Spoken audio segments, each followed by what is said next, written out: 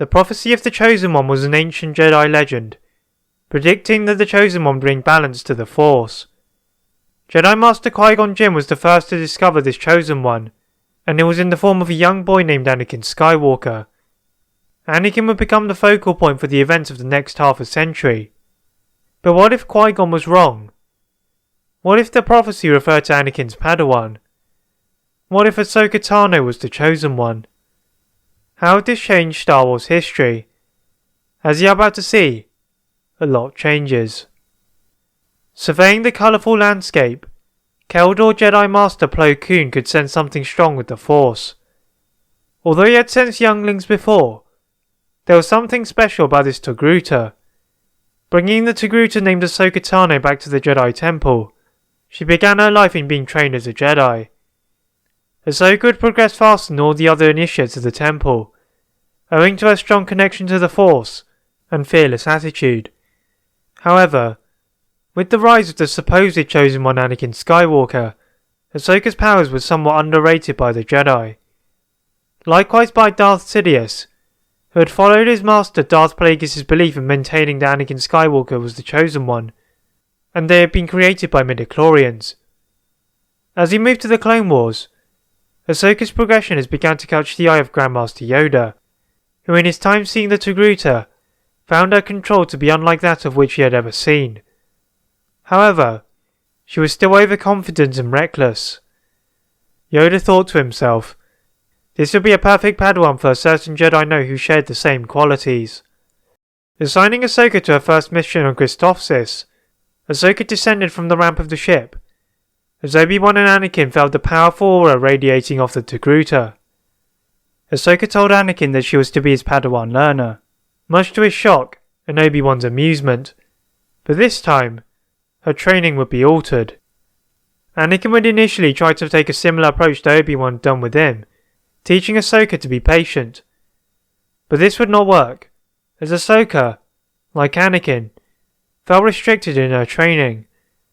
Anakin, now already attached to Ahsoka, asked Grandmaster Yoda for help. Entering the courtyard of the Jedi Temple, Anakin sees their little green friend in deep thought and confusion, as the leaves swelled around him. Yoda turned around to meet Anakin and smiled. Wordlessly, Yoda guided Anakin inside, and they headed for the Jedi Archives. Yoda greets Madame Jocasta, and together, the trio head for the Great Holocron, displayed in the centre of the library. Taking it out of its secure casing, Yoda and Anakin open the holocron together. Searching through the wealth of information, they come across one piece of information which is faintly glowing. Concentrating upon it, they see that it is the prophecy of the Chosen One. Anakin had never seen the copy of the prophecy before, but Yoda's emotions projected through the Force told him all he needed to know. In addition to the original prophecy was the voice of Qui-Gon Jinn, telling them he had been wrong about Anakin, but that Anakin would still have a crucial role in the prophecy. The duo did not need anyone to tell them what that role would be. Detaching themselves from the trappings of the holocron, the duo stared at the latticed object in amazement, before discussing how they would tell Ahsoka.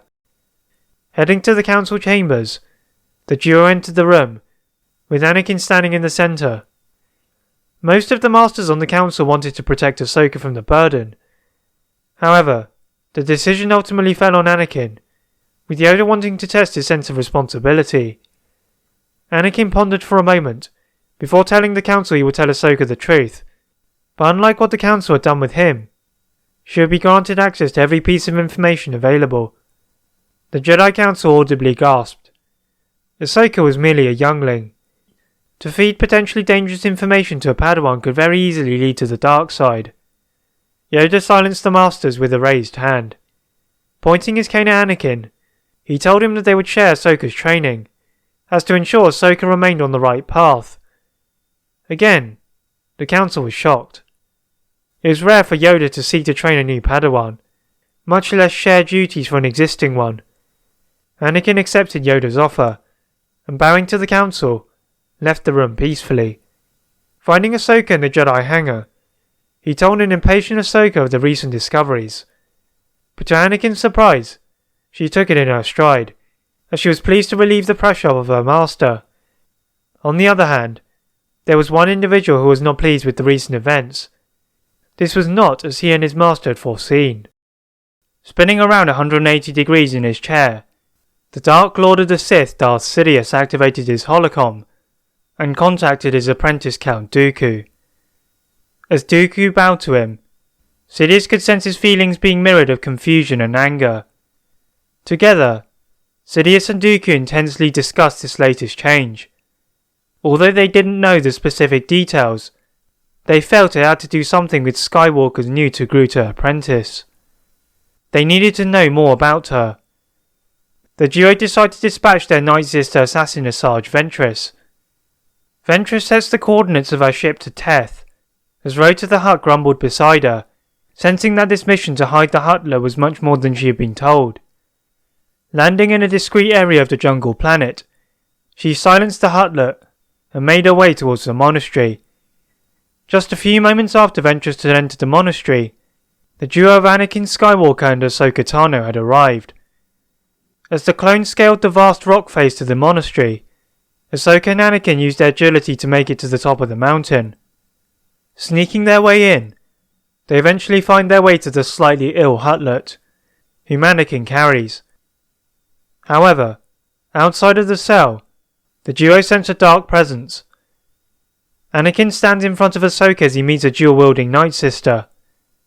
With his backpack, Anakin crouches slightly, preparing his blue blade.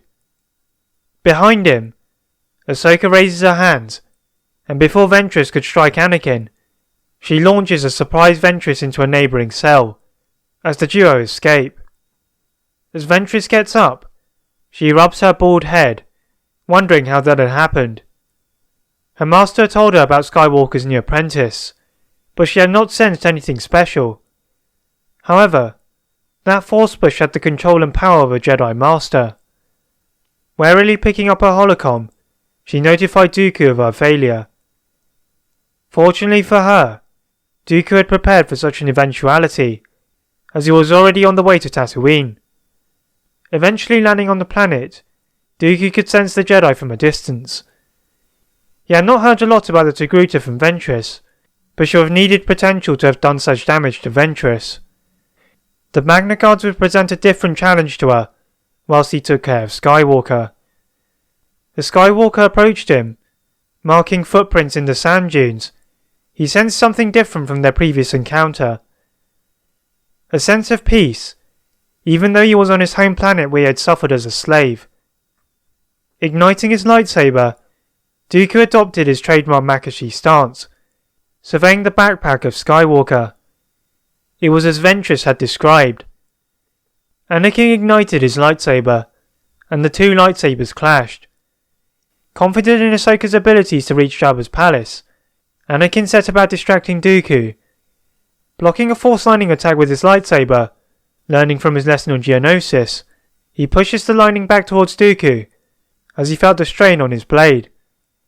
Dooku stopped his attack, and stepping back, brought out his holocom, intending to show the struggle of Skywalker's feeble pet. Turning it on, he is surprised to find only static playing, as he had expected the feedback from one of his Magna Guards. Suddenly, Dooku feels the holocom tugged away from him by a smirking Anakin. Crushing it with the Force, Anakin then throws his rucksack of rocks to the feet of Dooku, and escapes in Dooku's speeder.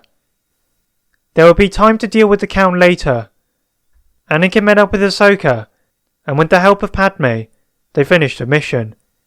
Heading back to Coruscant for a debrief with the Council, Anakin asks Ahsoka how she got past Dooku's Magna Guard so quickly.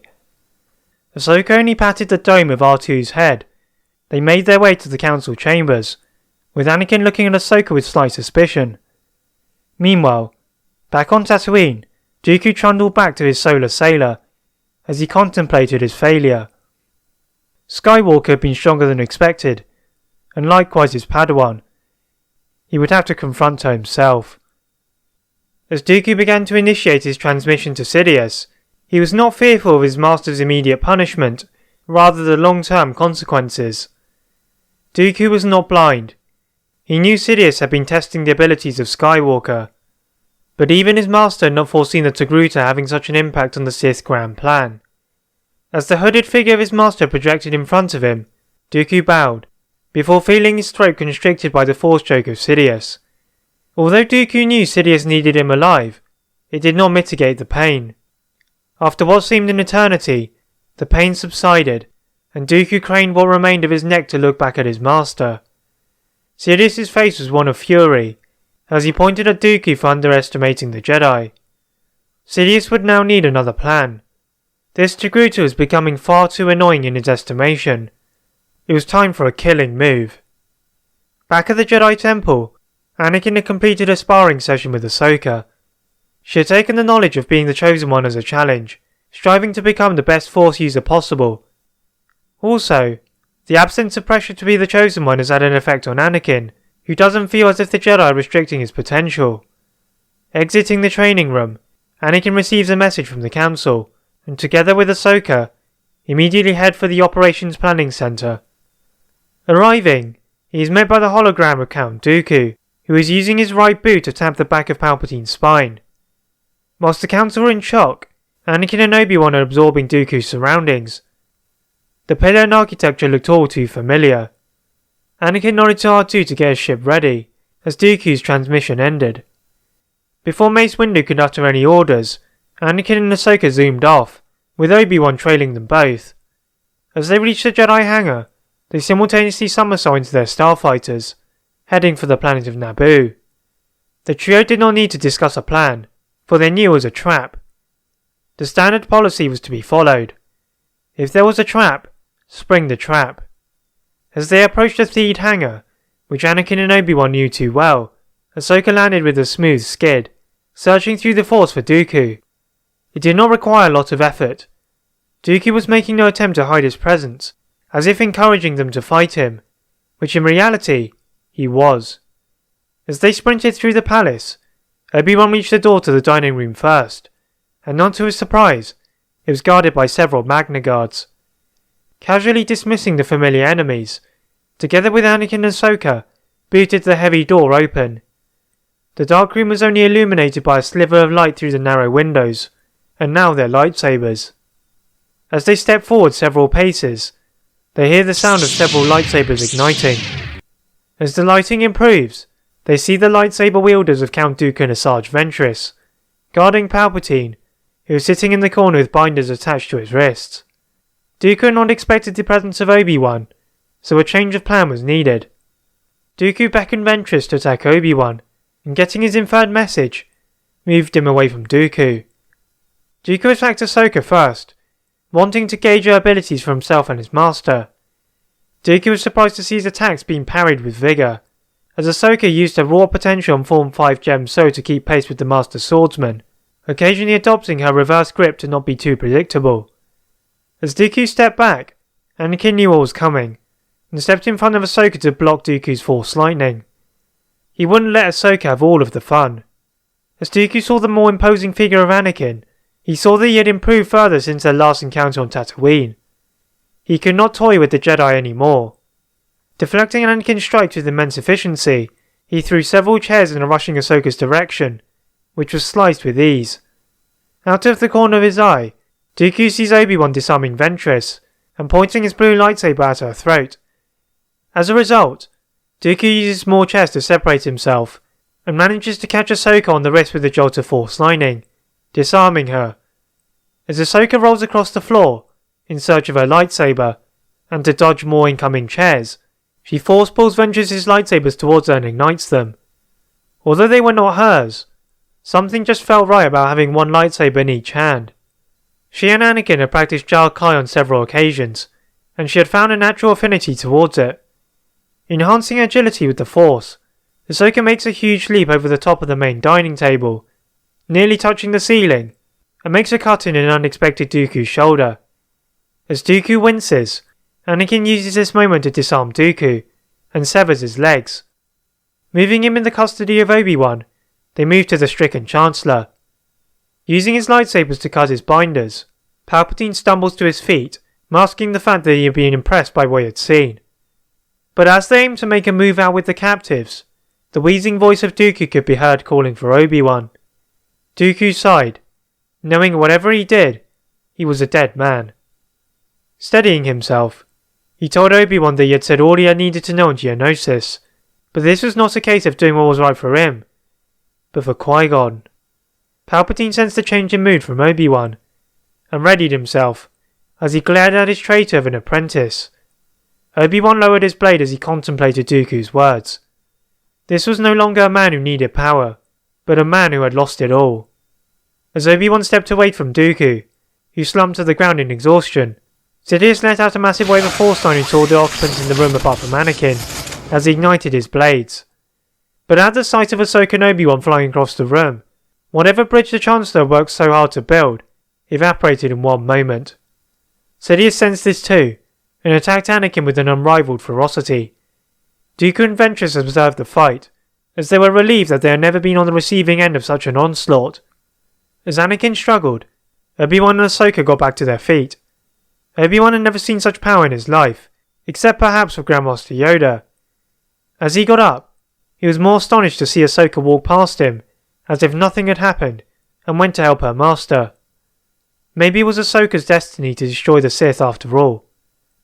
Obi-Wan watched, as oddly, Ahsoka let go of Ventress's lightsabers, hovering them in the air, and sat on top of the table. As she force-pulled her own blade from the floor, the three blades began to attack Sidious in unison. As Anakin began to tire, he detected a warning from the Force, and he ducked just in time to see three lightsabers shave past him. Sidious blocked them, expecting it to be only a forced throw, but to his surprise, they continued to attack him, as Ahsoka guided the lightsabers to act in perfect harmony. As Sidious retreated, he was pinned to the wall by two of the lightsabers, before the third pierced his midsection. As the lightsaber seamlessly moved back into the hands of Ahsoka, the four surviving Force users looked at her in amazement. Never had they seen such control of the Force. Anakin in particular was in shock. He had never taught Ahsoka the ability to fight telekinetically with her lightsabers, nor had heard of such power. Ahsoka asked Anakin to contact the Jedi Council, which he duly obliges to. As the Jedi Masters arrived to take care of the prisoners, Anakin was glad that he was not the chosen one, but looking at Ahsoka, he was pleased to have trained the one who was. That is it for this mini-series of What If Ahsoka Was the Chosen One. Please like this video and subscribe for more what ifs, and as always, leave a comment on what if you'd like to see next. Thank you very much for watching, and see you next time.